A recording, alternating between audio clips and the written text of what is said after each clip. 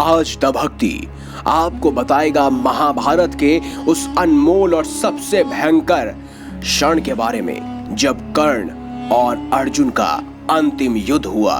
महाभारत के दो सर्वश्रेष्ठ धनुर्धरों के बीच जब युद्ध हुआ तब उस समय महाभारत का रण कौशल कैसा था, यही आपको बताएंगे। आप देख रहे हैं द भक्ति। अगर अभी तक आपने हमारे चैनल को सब्सक्राइब नहीं किया तो देर किस बात की, चैनल को अवश्य सब्सक्राइब करें और बेल आइकन जरूर दबाएं ताकि ऐसी ही खास लेटेस्ट अपडेटेड वीडियोस आपको जानने और सुनने को मिलती रहे। द्रोणाचार्य की मृत्यु के बाद दुर्योधन पुनः शोक से आतुर हो उठा। अब द्रोणाचार्य के बाद कर्ण उसकी सेना का कर्णधार हुआ, यानी कि सेनापति बना। पांडव सेना का आधिपत्य अर्जुन को मिला। कर्ण और अर्जुन में भांति भांति के अस्त्र शस्त्रों की मार काट से युक्त महाभयानक युद्ध हुआ जो देवासुर संग्राम को भी मात करने वाला था। दोस्तों, कर्ण और अर्जुन के संग्राम में कर्ण ने अपने बाणों से शत्रु पक्ष के बहुत से वीरों का संहार कर डाला। 17वें दिन से पहले तक कर्ण का युद्ध अर्जुन के अतिरिक्त सभी पांडवों से हुआ। उसने महाबली भीम सहित पांडवों को एक एक कर रण में परास्त किया, लेकिन माता कुंती को दिए वचन अनुसार किसी भी पांडव की हत्या वह नहीं कर पाया। 17वें दिन के युद्ध के बाद वो घड़ी आ गई जब कर्ण और अर्जुन आमने सामने थे। इस शानदार संग्राम में दोनों ही बराबर थे। कर्ण को उसके गुरु परशुराम द्वारा विजय नामक धनुष भेंट स्वरूप में दिया गया था, जिसका प्रतिरूप स्वयं विश्वकर्मा ने बनाया था। वहीं दुर्योधन के निवेदन पर पांडवों के मामा शल्य कर्ण के सारथी बनने के लिए तैयार हुए, क्योंकि अर्जुन के सारथी स्वयं श्री कृष्ण थे और कर्ण किसी भी मामले में अर्जुन से कम न था। इसीलिए शल्य को सारथी बनाने का निवेदन किया गया। आपको बता दें कि महाराज शल्य में वे सभी गुण विद्यमान थे जो एक योग्य सारथी में होने चाहिए। अर्जुन और कर्ण के मध्य हो रहे युद्ध की ये भी विशेषता थी कि जब अर्जुन के बाण कर्ण के रथ पर लगते तो उसका रथ कई गज पीछे खिसक जाता, लेकिन जब कर्ण के बाण अर्जुन के रथ पर लगते तो उसका रथ केवल कुछ ही हथेली जितना दूर खिसक जाता। इस पर श्री कृष्ण ने कर्ण की प्रशंसा की। चकित होकर अर्जुन ने कर्ण की इस प्रशंसा का कारण पूछा, क्योंकि उसके बाण तो रथ को पीछे खिसकाने से अधिक प्रभावशाली थे। तब श्री कृष्ण ने कहा, कर्ण के रथ पर केवल कर्ण और शल्य का भार है, लेकिन अर्जुन तुम्हारे रथ पर तो स्वयं मैं हूँ, तुम हो और वीर हनुमान भी विराजमान है।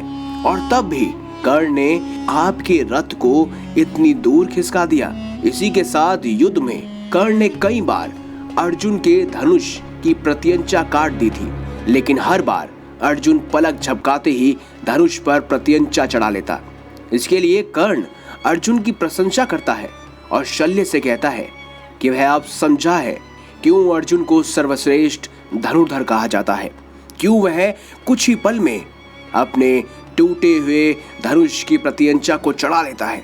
कर्ण और अर्जुन ने दैवीय अस्त्रों को चलाने के अपने अपने ज्ञान का पूर्ण उपयोग करते हुए बहुत लंबा और घमासान युद्ध किया। कर्ण द्वारा अर्जुन का सर धड़ से अलग करने के लिए नाग अस्त्र का प्रयोग किया, लेकिन श्री कृष्ण द्वारा सही समय पर रथ को भूमि में थोड़ा सा धंसा लिया गया, जिससे अर्जुन बच गया। इससे नाग अस्त्र अर्जुन के सिर से ठीक ऊपर से उसके मुकुट को छेदता हुआ निकल गया। नाग अस्त्र पर उपस्थित अश्वसेना नाग ने कर्ण से निवेदन किया कि वह उस अस्त्र का उपयोग दोबारा करे, क्योंकि इस बार वह अर्जुन के शरीर को भेदता हुआ निकल जाएगा। लेकिन कर्ण ने माता कुंती को दिए वचन का पालन करते हुए उस अस्त्र के पुनः प्रयोग के लिए इनकार कर दिया। उस समय युद्ध गतिरोध पूर्ण हो रहा था। तब कर्ण उलझ गया।